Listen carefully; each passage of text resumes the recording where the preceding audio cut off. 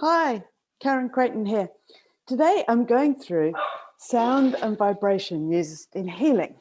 So what I wanted to sort of like bring up was a little bit of the history of where sound, vibration, frequencies started to be used in history. I mean, you've probably heard of Nikola Tesla, but was he the first? This is what we're going to discuss today. Okay, so first up though, my history with energy medicine. So it goes back quite a long way. It goes back long before 1997. But in 1997, I started on a real journey of discovery. I'd already been working in the field of vibrational healing for well over 7 years by this time. But one client made me look at things a hell of a lot deeper. That research led me down to a new way of accessing that healing on a tablet or a phone. Now, I've got information in the links below this video. But so this client was a professional drummer. Now, I don't need to tell you who he was, but he was a very well-known musician. And he came into my clinic in London, and not because he was sick, but because he was interested in what we were doing. So I'm just going to elaborate a little bit more on that. There was an article in the Times newspaper about our clinic, and so he came and wanted to know more. And at the time, I was using a diagnostic tool called a Vega Expert. So the Vega Expert was a computerized version of a biofeedback machine. You still had to apply a sort of like an instrument to the acupressure points on either the fingers or the toes, and that could take an electrical current as to reading the body's system. So it could basically tell us where our client's energy was and which organs or systems needed some work. So it gave us an idea of where the priorities were. Now, this particular man was a complete anomaly. He had absolutely no blockages, no problem in his body at all. That was so unusual. I recalibrated the machine and tested it again because I really believed something was not quite right. But I tested him 3 times and he was fine. So to cut a long story very short, he was the healthiest client I have ever tested to that point. And it made me think, because he really didn't have an ideal lifestyle.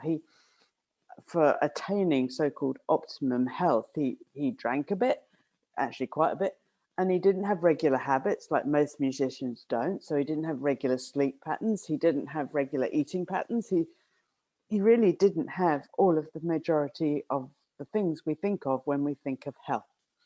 So I really went down the rabbit hole as why? Why would this be? And the obvious conclusion was it was what he was doing for a living, and that was drumming. And I believe that drumming kept his body in great health. So from there, I started digging. And what we're going to go through is a bit of a synopsis of what I found. So I've tried to keep it very brief because we can go within this, we can go down a lot of rabbit holes.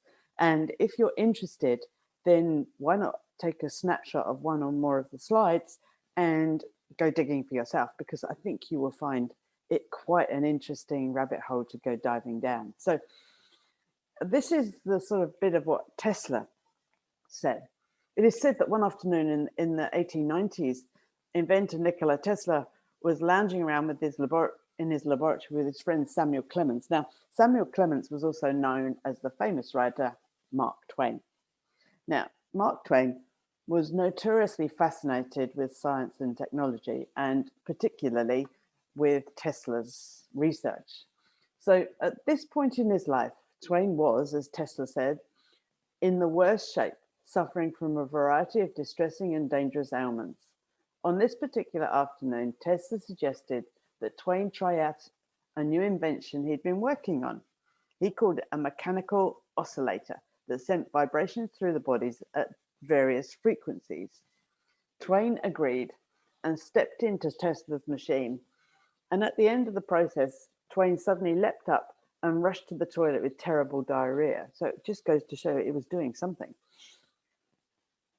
Despite this, Twain continued to use the machine daily for almost 2 months, at the end of which he had, in the words of Tesla, regained his old vigor and ability to enjoy life to the fullest extent. This was precisely what Tesla had expected. It was the same results Tesla and his assistants had achieved during their experimentation with the invention, as Tesla described in his notes, and I quote, "I stepped on the platform and the vibrations imparted to it by the machine were transmitted to my body. The sensation experienced was as strange as agreeable, and I asked my assistants to try, and they did so, and were mystified and pleased like me. But a few minutes later, some of us who had stayed longer on the platform felt an unspeakable and pressing necessity which had to be promptly satisfied. And then the stupendous truth dawned upon me.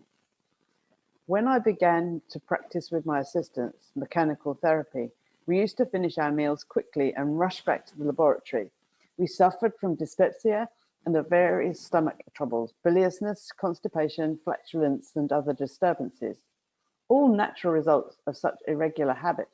But after a week of application, during which I improved the technique and my assistants learned how to take the treatment to their best advantage, all these forms of sickness disappeared as by enchantment, and for nearly 4 years, while the machine was in use, we were all in excellent health." So what he was doing, of course, is doing what many of us practitioners do, is we are using frequencies to help ourselves and our clients attain a better alignment with our frequencies in balance. So I just find that absolutely fascinating. So Tesla described this discovery and invention as his greatest contribution to human well-being, a bold statement for an inventor on the level of Nikola Tesla. Throughout the rest of his life, he would use his oscillation machine to treat people with a wide variety of health problems, from constipation to cardiovascular disease, injuries and infections, sleep disorder, and hormonal imbalances. But what exactly was it he had discovered? As Tesla himself said, if you want to find the secrets of the universe, think in terms of energy, frequency, and vibration. So let's go back a little bit further in history. Pythagoras. I'm sure you've heard of Pythagoras, but Pythagoras' discovery of sound healing. Over 2,500 years ago, the legendary Greek thinker Pythagoras, professed father of mathematics and geometry, as well as the first person to use the term philosophy, was walking past a blacksmith shop when he heard the sound of hammers pounding on iron emanating from within. He stopped, noticing the hammers were producing curious harmonies. Intrigued, he ran inside to investigate. After some examination, Pythagoras found that those hammers, which were harmonious with each other, had a simple mathematical relationship, namely that their masses were ratios or fractions of each other.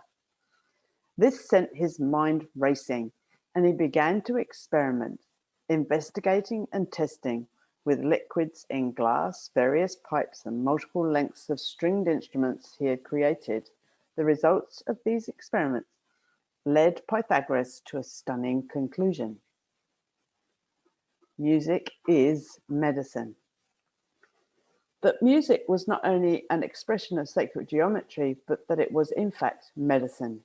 He began to use the instruments he had created to perform what he called soul adjustments, teaching that these adjustments would not only bring the soul into harmony, but purify the mind and heal the body.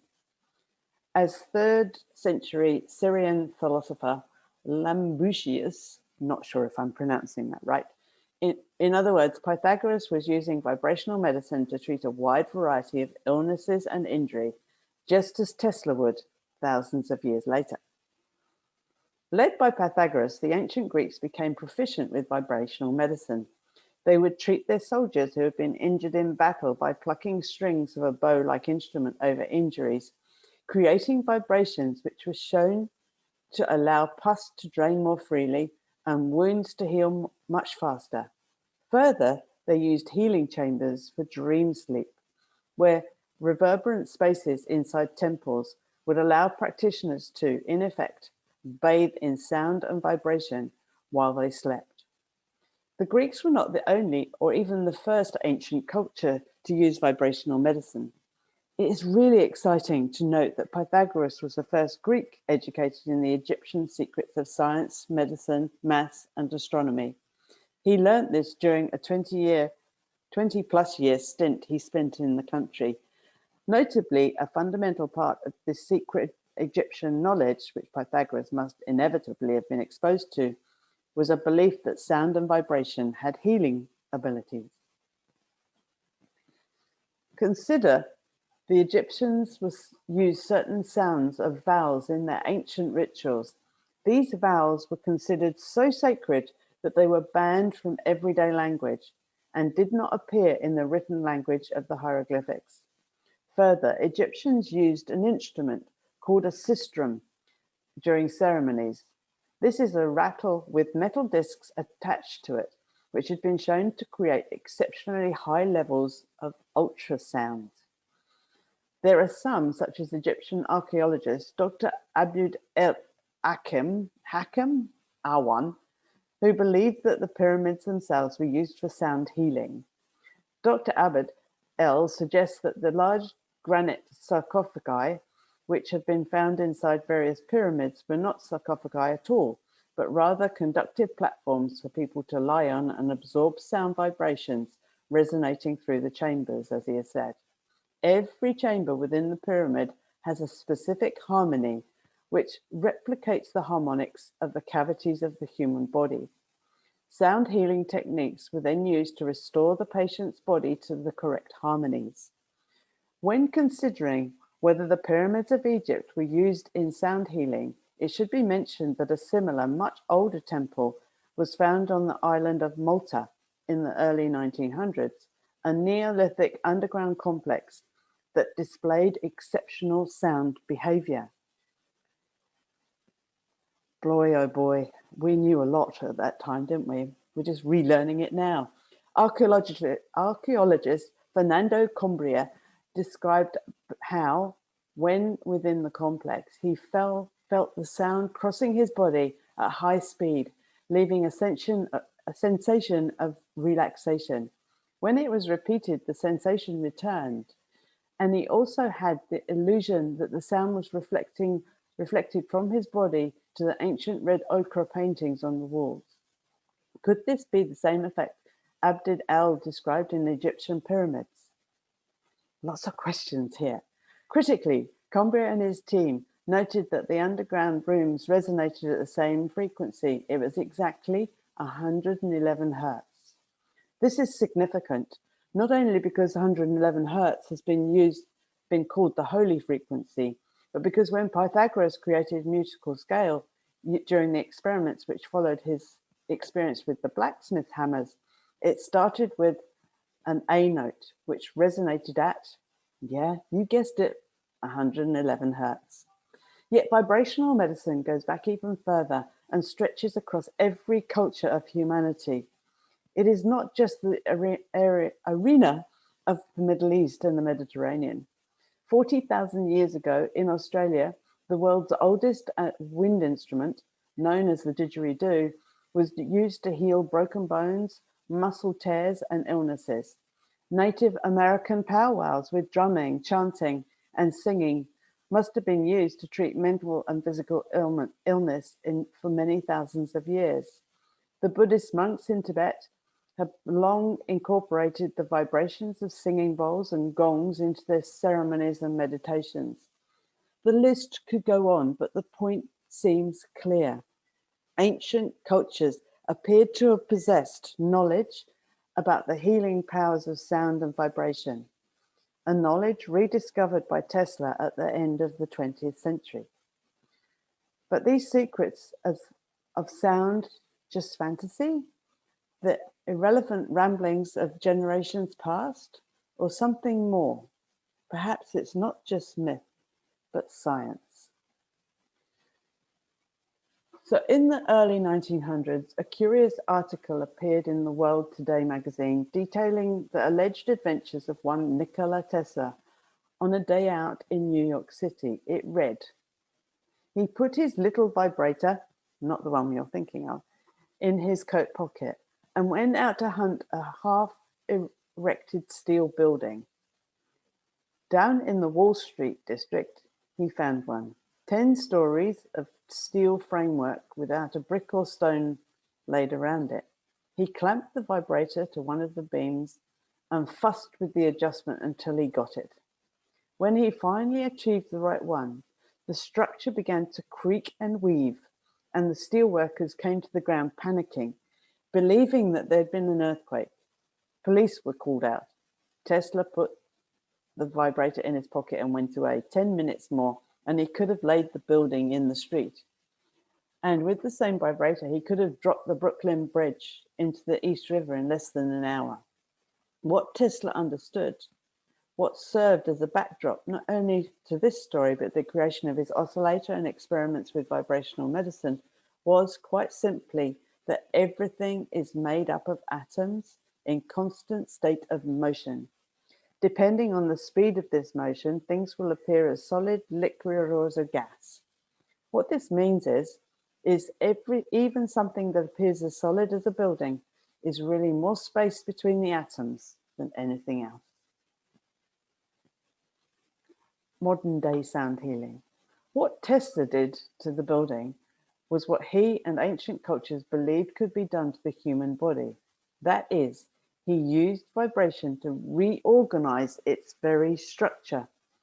In the words of the acclaimed doctor and chiropractor June Leslie Wielder, vibrational medicine works at a deep cellular level where molecular properties are being changed by vibrations. What quantum string theory explains that everything in the universe is constantly vibrating, each with its own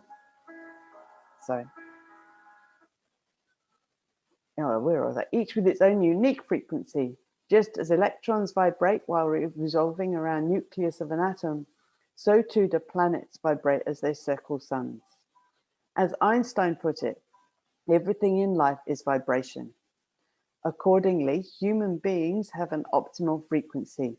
That is a state where each and every cell in the human body are vibrating as they are designed to.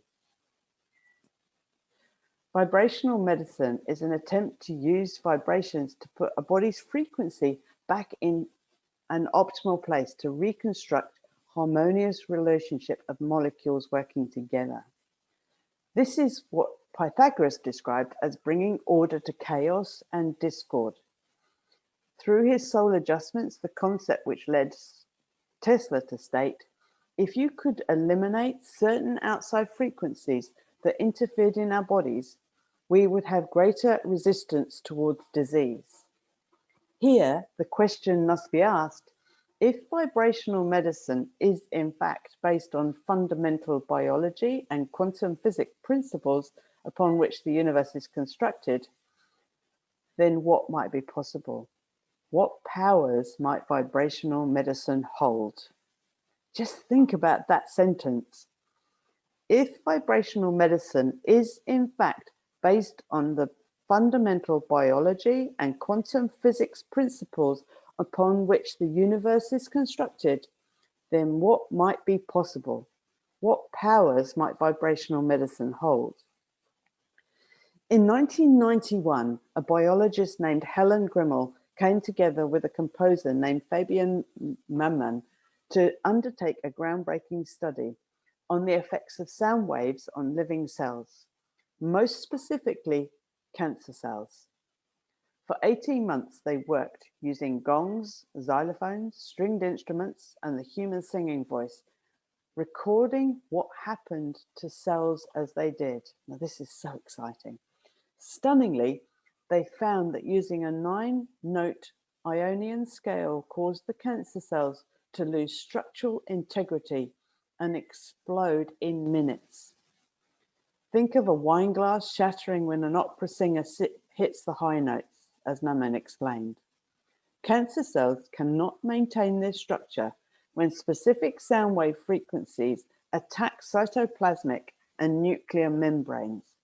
When the vibratory rate increases, the cells cannot adapt or stabilize themselves and die by disintegrating and exploding. Wondering about the implication of such shocking discovery, the pair began to work with two women who had been diagnosed with breast cancer. Both women were instructed to sing the scale for 3.5 hours per day for 1 month. It's quite a lot of time, isn't it? But at the end of this period, one woman's tumor had become undetectable, while the others had simply dried up. Since then, further studies have been conducted on the effects of vibration on cancer cells, including one early in 2020, which suggests that ultrasound can destroy cancer cells while leaving the other cells intact.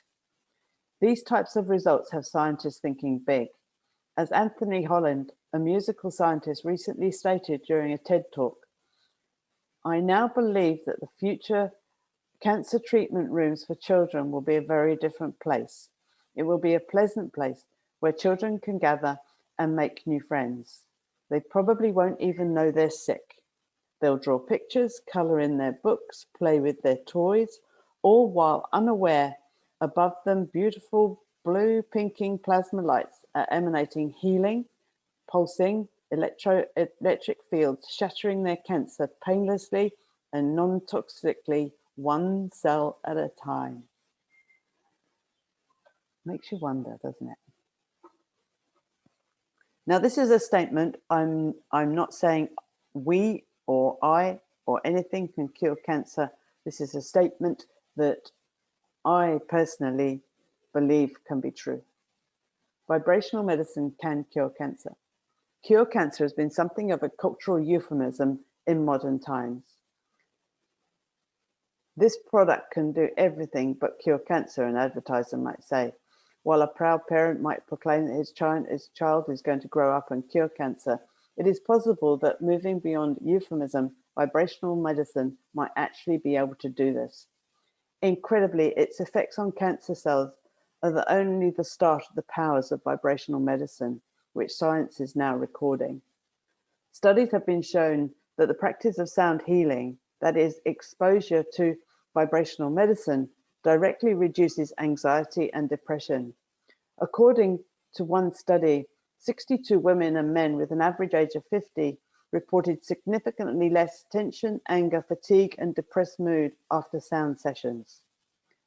In the study of the Journal of Athletic Training, described how vibration therapy can help muscle soreness after exercise, while many other studies have shown vibrational medicine to help with arthritis, menstrual pain, post-operative pain, as well as chronic pain. Vibrational therapy has been utilized by the Russian space program since the 1960s, and it has also been used by NASA today to increase the bone density of astronauts, something which is now being applied to patients with osteoporosis, as well as spinal cord injuries. Elsewhere, a study published in the Journal of Diabetes Study Science and Technology showed vibration therapy to improve blood flow and help with the neurovascular complications of diabetes. But it goes even further than that. A recent study reported in Neuro Rehabilitation Journal suggests that vibration therapy can decrease muscle tremors and rigidity in people with Parkinson's disease. While in a 2014 study published in the Egyptian Journal of Medical Human Genetics found that vibration therapy can help children with cerebral palsy increase muscle strength and decrease spasticity. Plus, research has shown that vibration therapy can help Alzheimer's patients with thinking and memory. Take a step back. What is being described here is some form of miracle drug, a treatment for everything from pain and injury to mental health to serious illnesses, even those like cancer and Alzheimer's, thus far deemed incurable by mainstream medicine. Vibrational medicine, its secrets based in the foundation principles of biology and quantum physics, known to the ancients and rediscovered by Tesla, must surely have the power to change the way medicine is practiced, the way human health is approached. I don't know about you, but when I look at all that research that people have been doing over thousands of years, it makes you wonder why we haven't had access to this amazing technology until now. But let's not look back, let's look forward. Now we have access to sound healing. You can access some amazing frequencies on YouTube, or you can access some amazing frequencies on our app, and it's called the Genius Biofeedback app. And we would love for you to have this in your pocket. You can either put it on your mobile phone, or you can put it on your tablet, and you have access to thousands upon thousands of different frequency medicine. And if you would like to know more, then have a look at our website, which is below this video.